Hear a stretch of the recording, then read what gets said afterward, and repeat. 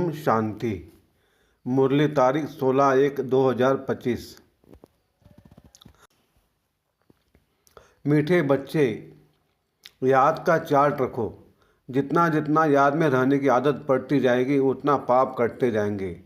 कर्मातीत अवस्था समीप आती जाएगी। प्रश्न,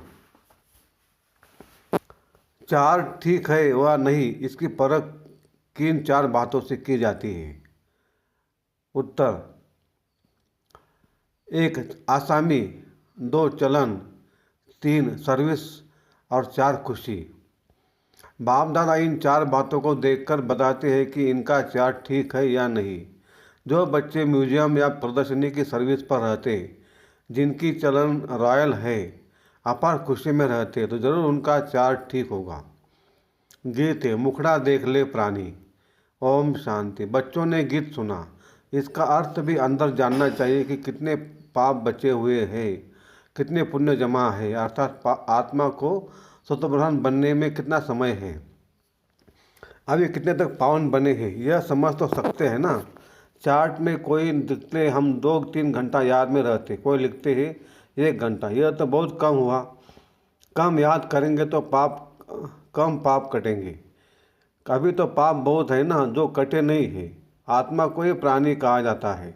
तो अब बाप कहते हैं आत्मा अपने से पूछो, इस हिसाब से कितने पाप कटे होंगे। चार्ट से मालूम पड़ता है हम कितना पुण्य आत्मा बने हैं। यह तो बाप ने समझा है। कर्मातीत अवस्था अंत में होगी। याद करते करते आदत बढ़ जाएगी तो फिर ज़्यादा पाप कटने लगेंगे। अपनी जांच करनी, हम कितना बाप की याद में रहते हैं। इसमें गप्प मारने की बात नहीं, यह तो अपनी जांच करनी होती है। बाबा को अपना चार्ट लिख कर देंगे तो बाबा झट बताएंगे कि यह चार्ट ठीक है व नहीं। आसामी, चलन, सर्विस और खुशी को देख बाबा झट समझ जाते हैं इनका चार्ट कैसा है। घड़ी घड़ी याद किनको रहती होगी? तो म्यूजियम अथवा प्रदर्शनी की सर्विस में रहते हैं। फिर है धारणा के लिए मुख्य सार। 1. अपने चार्ट को देखते जांच करनी है कि हम कितने पुण्य जमा किया है।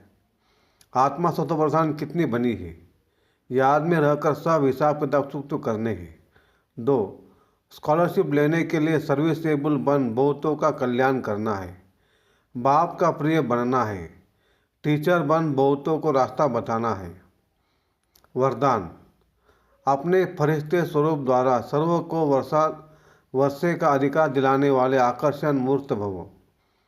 फरिश्ता स्वरूप की ऐसी चमकीली ड्रेस धारण करो जो दूर दूर तक आत्माओं को अपनी तरफ आकर्षित करे और सर्वों को भिखारीपन से छुड़ाए, वर्षे का अधिकारी बना दे।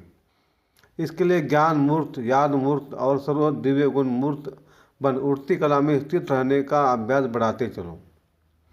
आपकी उड़ती कला ही सर्वों को चलते फिरते फरिश्ता सो देवता स्वरूप का साक्षात्कार कराएगी। यही विधाता वरदातापन की स्टेज है। स्लोगन, औरों के मन के भावों को जानने के लिए सदा मनमना भाव की स्थिति में स्थित रहो। अपनी शक्तिशाली मनसा द्वारा सका देने की सेवा करो। मनसा शक्ति का दर्पण है बोल और कर्म। चाहे अज्ञानी आत्माएं चाहे ज्ञानी आत्माएं, दोनों के संबंध संपर्क में बोल और कर्म शुभ भावना शुभ कामना वाले हो। जिसकी मनसा शक्तिशाली व शुभ होगी उसकी वाचा और कर्मना स्वतः ही शक्तिशाली शुद्ध होगी, शुभ भावना वाली होगी। मनसा शक्तिशाली अर्थात याद की शक्ति श्रेष्ठ होगी, शक्तिशाली होगी, सहज होगी। अच्छा, ओम शांति शांति शांति। शुक्रिया बाबा, शुक्रिया आपका, लाख लाख शुक्रिया। Thank you thank you thank you.